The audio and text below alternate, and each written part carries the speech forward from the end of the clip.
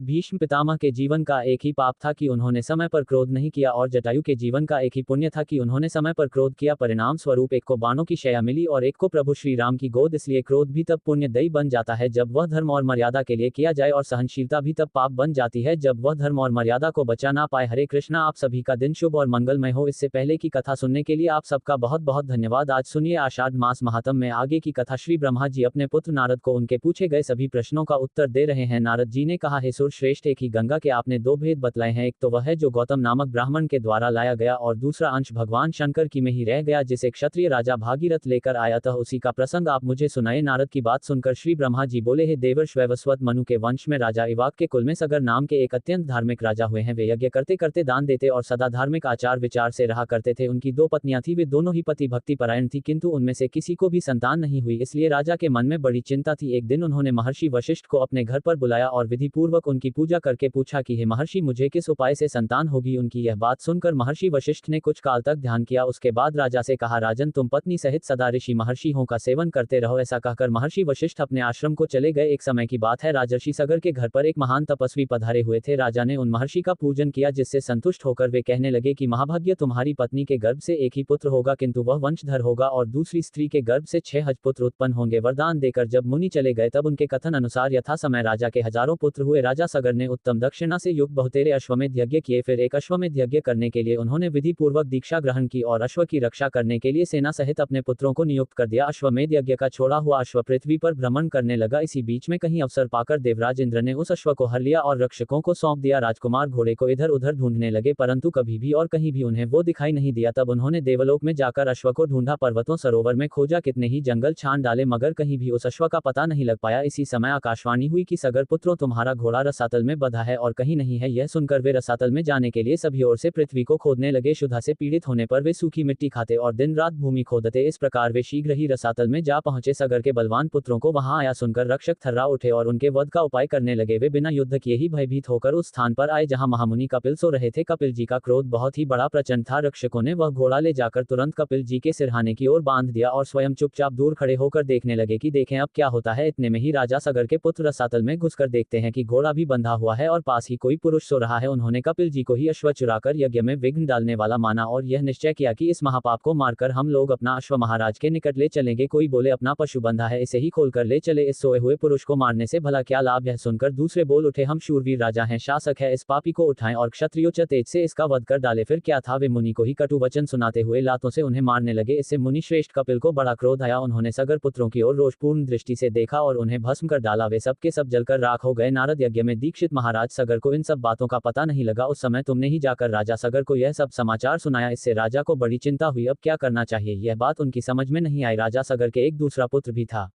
जिसका नाम अमंज था। वह मूर्खतावश नगर के बालकों को उठाकर पानी में फेंक देता था। तब पुरवास होने एकत्रित होकर राजा सगर को इस बात की सूचना दी। पुत्र का यह अन्याय जा महाराज को बड़ा क्रोध हुआ। उन्होंने अपने अमारतों से कहा, यह हमजा बालकों की हत्या करने वाला तथा क्षत्रिय धर्म का त्यागी है, अतः इस देश का त्याग कर दे। महाराज का यह आदेश सुनकर अमात्य ने राजकुमार को तुरंत देश निकाला दे दिया। अमंज इस तरह वन में चला गया। अब राजा सगर चिंता करने लगे कि हमारे सभी पुत्र ब्राह्मण के शाप से रसातल में ही नष्ट हो गए, एक बचा था वह भी वन में चला गया। इस समय मेरी क्या गति होगी। अमंज के एक पुत्र था जो अंशुमान नाम से विख्यात हुआ। यद्यपि अंशुमान अभी बालक था तो भी राजा ने उसे बुलाकर अपना कार्य बतलाया। अंशुमान ने भगवान कपिल की आराधना की और घोड़ा ले जाकर राजा सगर को दे दिया। तब जाकर अश्वमेध यज्ञ पूरा हुआ। अंशुमान के तेजस्वी पुत्र का नाम दिलीप था। दिलीप के पुत्र परम बुद्धिमान भागीरथ हुए। भागीरथ ने जब अपने समस्त पितामह की दुर्गति का हाल सुना, तब उन्हें बड़ा दुख हुआ। उन्होंने नृप श्रेष्ठ सगर से विनय पूर्वक पूछा कि हे महाराज, उन सबका उद्धार कैसे संभव होगा। राजा ने उत्तर दिया, बेटा ये तो भगवान कपिल ही जानते हैं। यह सुनकर बालक भागीरथ रसातल में गई और कपिल मुनि को नमस्कार करके अपना सब मनोरथ उन्हें कह सुनाया। कपिल मुनि बहुत देर तक ध्यान करके बोले कि राजन, तुम तपस्या द्वारा भगवान शंकर की आराधना करो और उनकी जटा में स्थित गंगा के जल से अपने पितरों की भस्म को अप्लावित करो। इससे तुम तो कृतार्थ होगे ही, तुम्हारे पितर भी कृतकृत्य हो जाएंगे। यह सुनकर भागीरथ ने कहा, बहुत अच्छा, मैं ऐसा ही करूंगा। मुनि श्रेष्ठ, बताइए मैं कहाँ जाऊं और कौन सा कार्य करूं। कपिल जी कहने लगे, हे नर श्रेष्ठ, कैलाश पर्वत पर जाकर महादेव जी की स्तुति करो और अपनी शक्ति के अनुसार तपस्या करते रहो, इससे तुम्हारे अब की सिद्धि होगी। मुनि का यह वचन सुनकर भागीरथ ने उन्हें प्रणाम किया और कैलाश पर्वत की यात्रा की। वहां पहुंचकर पवित्र होकर बालक भागीरथ ने तपस्या का निश्चय किया और भगवान शंकर को संबोधित करके इस प्रकार कहने लगे कि हे प्रभु, मैं बालक हूँ, मेरी बुद्धि भी बालक की ही है और आप भी अपने मस्तक पर बाल चंद्रमा को धारण करते हैं। मैं कुछ भी नहीं जानता, आप मेरे इस अनजानपन से ही प्रसन्न हो जाए। हे अमरेश्वर, जो लोग वाणी से, मन से और क्रिया से कभी मेरा उपकार करते हैं तथा हित साधन में संलग्न रहते हैं, उनका कल्याण करने के लिए मैं उमा सहित आपको प्रणाम करता हूँ। आप देवता आदि के लिए भी पूज्य हैं, जिन पूर्वजों ने मुझे अपने सगोत्र और समान धर्म के रूप में उत्पन्न किया और पालपोस करा, बड़ा बनाया। भगवान शिव उनका अभीष्ट मनोरथ पूर्ण करें। मैं बालचंद्र का मुकुट धारण करने वाले भगवान शंकर को नित्य प्रणाम करता हूँ। भागीरथ के इस प्रकार कहते ही भगवान शिव उनके सामने प्रकट हो गए और कहने लगे, महामते, तुम निर्भय होकर कोई वर मांगो, जो वस्तु देवताओं के लिए भी सुलभ नहीं है वह भी मैं तुम्हें निश्चय ही दे दूंगा। यह आश्वासन पाकर भागीरथ ने महादेव जी को प्रणाम किया और प्रसन्न होकर कहने लगे, देवेश्वर, आपकी जटा में जो सरिता में श्रेष्ठ गंगा जी विराजमान है, उन्हें ही मेरे पितरों का उद्धार करने के लिए दे दीजिए, इससे मुझे सब कुछ मिल जाएगा। तब महेश्वर ने हंसकर कहा कि बेटा, मैंने तुम्हें गंगा दे दी, अब तुम उनकी स्तुति करो। महादेव जी का वचन सुनकर राजा भागीरथ ने गंगा जी की प्राप्ति के लिए भारी तपस्या प्रारंभ कर दी और अपने मन को संयम में रखकर भक्ति पूर्वक गंगा जी का स्तवन किया। बालक होने पर भी भागीरथ ने अबालम प्राप्त कर ली। महादेव जी से प्राप्त हुई गंगा को पाकर उन्होंने उनकी परिक्रमा की और हाथ जोड़कर कहने लगे, देवी महामुनि कपिल के शाप से मेरे पितर दुर्गति में पड़े हुए हैं, माते आप उनका उद्धार कीजिए। देव नदी गंगा सबका उपकार करने वाली है, वे स्मरण मात्र से ही सभी पापों का नाश कर देती है। उन्होंने भागीरथ की प्रार्थना सुनकर तथास्तु कहा और लोगों का उपकार और पितरों का उद्धार करने के लिए भागीरथ के कथन अनुसार सब कार्य किया। राजा सागर के जो पुत्र भस्म होकर रसातल में पड़े हुए थे, उन्हें अपने जल से आप्लावित करके गंगा जी ने उनके खोदे हुए गड्ढों को भी भर दिया। महामुनि, इस प्रकार तुम्हें क्षत्रिय गंगा का वृतांत सुनाया। यह माहेश्वरी, वैष्णवी, ब्राह्मी, पावनी, भागीरथी, देव नदी तथा हिमगिरी, शिक्षर, हिमालय की चोटी पर रहने वाली आदि नामों से पुकार जाती है। इस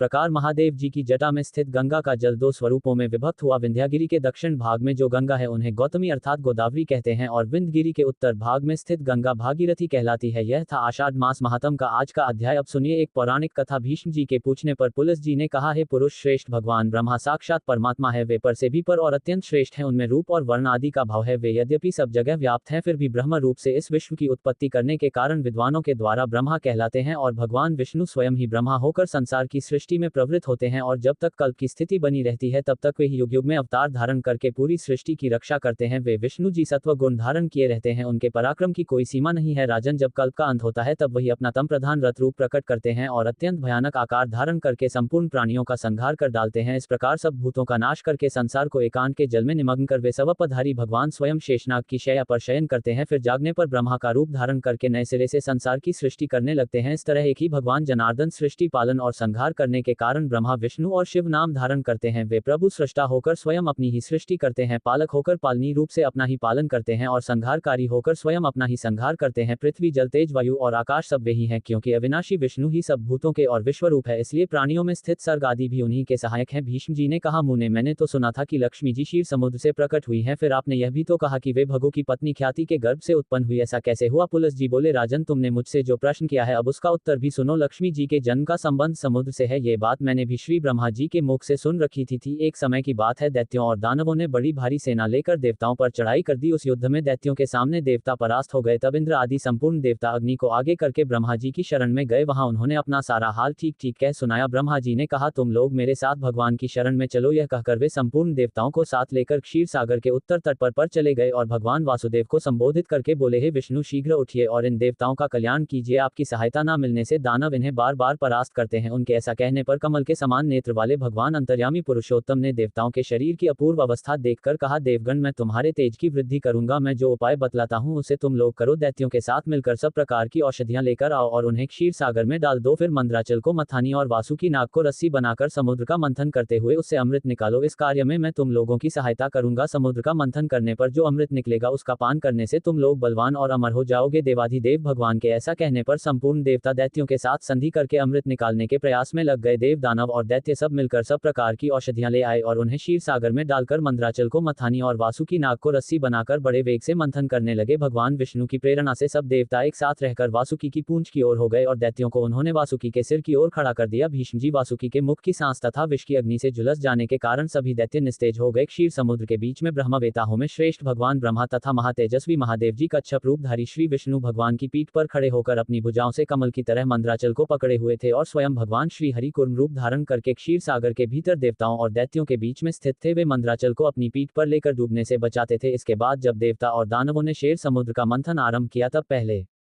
पहल उससे देव पूजित सुरभि अर्थात कामधेनु गाय प्रकट हुई जो दूध घी की उत्पत्ति का स्थान मानी गई है। इसके बाद वारुणी अर्थात मदिरा देवी प्रकट हुई जिसके मद भरे नेत्र घूम रहे थे, वह पग पग पर लड़खड़ा चलती थी, उसे अपवित्र मानकर देवताओं ने त्याग दिया। तब वह असुरों के पास जाकर बोली, देवताओं मैं बल प्रदान करने वाली देवी हूं तो मुझे ग्रहण करो। दैत्यों ने उसे ग्रहण कर लिया। इसके बाद फिर से मंथन आरंभ होने पर पारिजात अर्थात कल्प वृक्ष उत्पन्न हुआ जो अपनी शोभा से देवताओं का आनंद बढ़ाने वाला था। इसके बाद 60 करोड़ अप्सराएं प्रकट हुई जो देवता और दानवों की सामान्य रूप से भोग हैं। जो लोग पुण्य कर्म करके देवलोक में जाते हैं उनका भी उनके ऊपर समान अधिकार होता है। अप्सराओं के बाद शीतल किरणों वाले चंद्रमा का प्राकट्य हुआ जो देवताओं को आनंद प्रदान करने वाले थे। उन्हें भगवान शंकर ने अपने लिए मांगते हुए कहा, देवताओं यह चंद्रमा मेरी जटाओं के आभूषण होंगे इसलिए मैंने इन्हें ले लिया। ब्रह्मा जी ने बहुत अच्छा कहकर शंकर जी की बात को स्वीकार कर लिया। इसके बाद कालकूट नामक भयंकर विष प्रकट हुआ, उससे देवता और दानव सबको बहुत पीड़ा हुई। तब महादेव जी ने अपनी इच्छा से उस विष को लेकर पी लिया। विष पीने से महादेव जी के कंठ में नीला दाग पड़ गया और तभी से वे महेश्वर नीलकंठ कहलाने लगे। क्षीर सागर से निकले हुए उस विष का जो अंश पीने से बच गया था उसे नागों यानी सर्पों ने ग्रहण कर लिया। इसके बाद अपने हाथ में अमृत से भरा हुआ कमंडल लिए धन्वंतरी जी प्रकट हुए। वे श्वेत वस्त्र धारण किए हुए थे। वैद्यराज के दर्शन से सबका मन स्वस्थ और प्रसन्न हो गया। इसके बाद उस समुद्र से उच्च श्रवास्ती उनकी प्रभा चारों ओर छिटक रही थी। उस समय महर्षियों ने श्री श्री सूक्त का पाठ करते हुए बड़ी प्रसन्नता के साथ उनकी स्तुति की। साक्षात क्षीर समुद्र ने दिव्य पुरुष के रूप में प्रकट होकर लक्ष्मी जी को एक सुंदर माला भेंट की जिसके कमल कभी मुड़ जाते नहीं थे। विश्वकर्मा ने उनके समस्त अंगों में आभूषण पहना दिए। स्नान के बाद दिव्य माला और दिव्य वस्त्र धारण करके जब वे सभी प्रकार के आभूषणों से विभूषित हुई तब इंद्र आदि देवता तथा विद्याधर आदि ने भी उन्हें प्राप्त करने की इच्छा प्रकट की। तब ब्रह्मा जी ने भगवान विष्णु से कहा, वासुदेव मेरे द्वारा दी हुई इस लक्ष्मी देवी को आप ही ग्रहण करें। मैंने देवताओं और दानवों को मना कर दिया है, वे इन्हें पाने की इच्छा नहीं करेंगे। आपने जो स्थिरता पूर्वक इस समुद्र मंथन के कार्य को संपन्न किया है इससे मैं आप पर बहुत संतुष्ट हूं। ऐसा कहकर ब्रह्मा जी लक्ष्मी जी से बोले, देवी तुम भगवान केशव के पास जाओ, मेरे दिए हुए पति को पाकर अनंत वर्षों तक आनंद का उपभोग करो। ब्रह्मा जी के ऐसा कहने पर लक्ष्मी जी समस्त देवताओं के देखते देखते श्री हरि के वक्ष स्थल में चली गई और भगवान से बोली, देव आप कभी भी मेरा परित्याग मत कीजिएगा। संपूर्ण जगत के प्रियतम मैं सदा आपके आदेश का पालन करती हुई आपके वक्ष स्थल में निवास करूंगी। ऐसा कहकर लक्ष्मी जी ने कृपापूर्ण दृष्टि से सभी देवताओं की ओर देखा। इससे उन्हें बड़ी प्रसन्नता हुई। इधर दैत्य को लक्ष्मी जी न मिलने पर उन्हें बड़ा उद्वेग हुआ। उन्होंने झपट कर धन्वंतरी के हाथ से अमृत का पात्र छीन लिया। तब श्री विष्णु ने माया से सुंदरी स्त्री का रूप धारण करके दैत्य को लुभाया और उनके पास जाकर कहा कि यह अमृत का कमंडल मुझे दे दो। उस त्रिभुवन सुंदरी रूपवती नारी को देखकर दैत्यों का चित्त काम के वशीभूत हो गया था। उन्होंने चुपचाप वह अमृत उस सुंदरी के हाथ में दे दिया और स्वयं उसका मुख खाने लगे। दानवों से अमृत लेकर भगवान ने देवताओं को दे दिया और इंद्र आदि देवता तुरंत ही उस अमृत को पी गए। यह देखकर दैत्य गण तरह तरह के अस्त्र शस्त्र और तलवारें हाथ में लेकर देवताओं पर टूट पड़े, परंतु देवता अमृत पीकर बलवान हो चुके थे। उन्होंने दैत्य सेना को परास्त कर दिया। देवताओं की मार पड़ने पर दैत्यों ने भागकर चारों दिशाओं की शरण ली और कितने ही तो पाताल में घुस गए। तब सभी देवता आनंद से मग्न होकर शंख चक्र और गदा धारण करने वाले भगवान श्री विष्णु को प्रणाम करके स्वर्गलोक को चले गए। तब से सूर्यदेव की प्रभा स्वच्छ हो गई, वे अपने मार्ग से चलने लगे। भगवान अग्निदेव भी मनोहर दीप्ति से युक्त होकर प्रज्वलित होने लगे और सब प्राणियों का मन धर्म में संलग्न रहने लगा। भगवान विष्णु से सुरक्षित होकर समस्त त्रिलोकी श्री संपन्न हो गई। उस समय समस्त लोकों को धारण करने वाले ब्रह्मा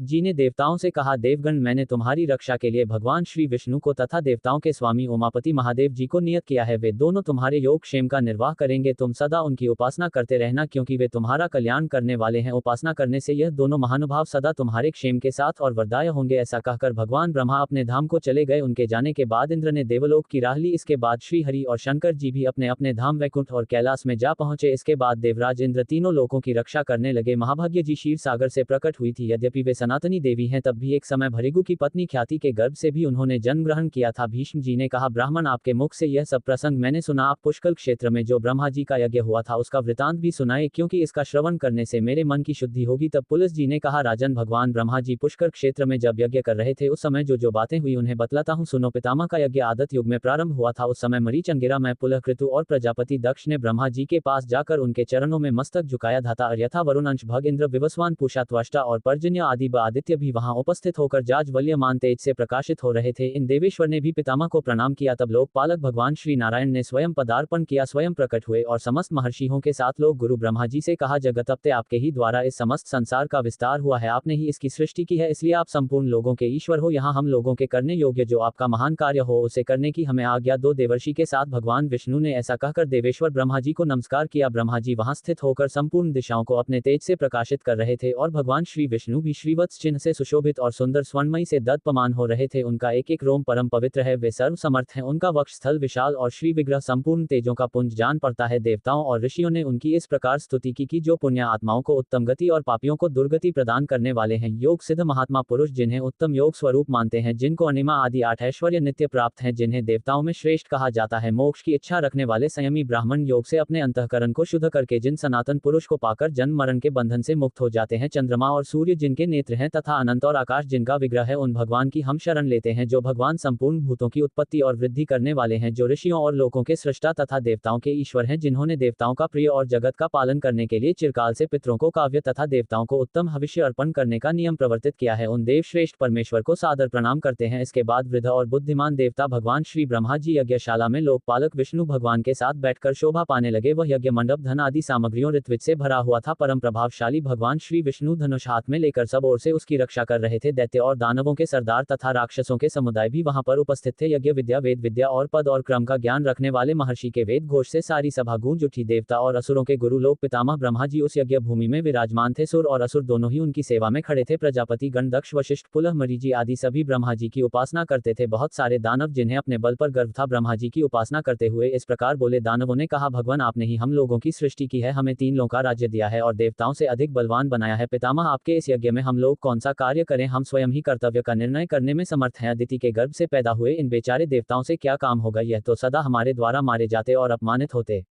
रहते हैं, फिर भी आप तो हम सबके पितामह ही हैं, इसलिए देवताओं को भी साथ लेकर यज्ञ पूर्ण यज्ञ समाप्त होने पर राज्य लक्ष्मी के विषय में हमारा देवताओं के साथ फिर विरोध होगा और इसमें बिल्कुल भी संदेह नहीं है, किंतु इस समय हम चुपचाप इस यज्ञ को देखेंगे, देवताओं के साथ युद्ध नहीं छेड़। पुलस जी कहते हैं, दानवों के यह गर्वयुक्त वचन सुनकर इंद्र सहित महायशस्वी भगवान विष्णु ने शंकर जी से कहा। भगवान विष्णु बोले, प्रभु पितामह के यज्ञ में प्रधान प्रधान दानव आए हुए हैं, ब्रजी ने इनको भी इस यज्ञ में आमंत्रित किया हुआ है और यह सब लोग इसमें विघ्न डालने का प्रयत्न कर रहे हैं, परंतु जब तक यज्ञ समाप्त ना हो जाए तब तक हम लोगों को क्षमा करना चाहिए। इस यज्ञ के समाप्त हो जाने पर देवताओं को दानवों के साथ युद्ध करना होगा। उस समय आपको ऐसा यत्न करना चाहिए जिससे पृथ्वी पर से दानवों का नामो निशान मिट जाए। आपको मेरे साथ रहकर इंद्र की विजय के लिए प्रयत्न करना उचित है। इन दानवों का धन लेकर राहगीरों, ब्राह्मणों और दुखी मनुष्य में बांट द। भगवान श्री विष्णु की यह बात सुनकर ब्रह्मा जी ने कहा, भगवान आपकी बात सुनकर यह दानव क्रोधित हो सकते हैं, किंतु इस समय इन्हें क्रोध दिलाना आपको अभी उचित नहीं होगा, इसलिए रुद्र और अन्य देवताओं के साथ आपको क्षमा करना चाहिए। सतयुग के अंत में जब यह यज्ञ समाप्त हो जाएगा, उस समय मैं आप लोगों को और इन दानवों को विदा कर दूंगा। उसी समय आप लोग सब संधि या विग्रह जो भी उचित हो वो कर लीजिएगा। पुलस जी कहते हैं, इसके बाद भगवान श्री ब्रह्मा जी ने फिर से उन दानवों से कहा कि तुम्हें देवताओं के साथ किसी प्रकार का विरोध नहीं करना चाहिए। इस समय तुम सब लोग परस्पर मित्र भाव से रहकर मेरा कार्य संपन्न करो, इस यज्ञ को पूर्ण करवाओ। तब दानव कहने लगे, पितामह आपके प्रत्येक आदेश का हम लोग पालन करेंगे, देवता हमारे छोटे भाई हैं, इसलिए उन्हें हमारी ओर से कोई भय नहीं है। दानवों की यह बात सुनकर ब्रह्मा जी को बड़ा संतोष हुआ। थोड़ी ही देर बाद उनके यज्ञ का वृतांत सुनकर ऋषियों का एक समुदाय आ पहुंचा। भगवान श्री विष्णु ने उनका पूजन किया। पिनाकधारी महादेव जी ने उन्हें आसन दिया और ब्रह्मा जी की आज्ञा से वशिष्ठ जी ने उन सबको अर्घ निवेदित करके उनकी कुशल मंगल पूछी और पुष्कर क्षेत्र में उन्हें निवास स्थान देकर कहा कि आप लोग आराम से यहीं रहिए। इसके बाद जटा और मृग चर्म धारण करने वाले वे समस्त महर्षि ब्रह्मा जी की यज्ञ सभा को सुशोभित करने लगे। उनमें कुछ महात्मा वाल खिल्ले थे और कुछ लोग संपन्न अर्थात एक समय के लिए ही अन्न ग्रहण करने वाले अथवा तत्व का विचार करने वाले थे। वे नाना प्रकार के नियमों में संलग्न और वेदी पर शयन करने वाले थे। उन सभी तपस्वी ने पुष्कर के जल में जैसे ही अपना मुंह देखा, वे उसी क्षण अत्यंत रूपवान हो गए। फिर एक दूसरे की ओर देखकर सोचने लगे, यह कैसी बात है, इस तीर्थ में मुंह का प्रतिबिंब देखने से सबका सुंदर रूप हो गया। ऐसा विचार कर उन तपस्वी ने उसका नाम मुख दर्शन तीर्थ रख दिया। इसके बाद वे सभी स्नान कर अपने अपने नियमों में लग गए। उनके गुणों की कहीं कोई उपमा ही नहीं थी। राजन, वे सभी वनवासी मुनि वहां रहकर अत्यंत शोभा पाने लगे। उन्होंने अग्निहोत्र करके नाना प्रकार की क्रियाएं वहां पर संपन्न की। तपस्या से उनके पाप भस्म हो चुके थे। वे सोचने लगे कि यह सरोवर तो सबसे श्रेष्ठ है। ऐसा विचार कर उन द्विजाजियों ने उस सरोवर का नाम रख दिया श्रेष्ठ पुष्कर। इसके बाद ब्राह्मणों को दान के रूप में तरह तरह के पात्र देने के बाद वे सभी द्विज वहां प्राची सरस्वती का नाम सुनकर उसमें स्नान करने की इच्छा से गए। हरे कृष्णा। उसके बाद वहां पर जो कुछ भी घटित हुआ उसका वृतांत आप सभी अगले अध्याय में सुनना मत भूलिए।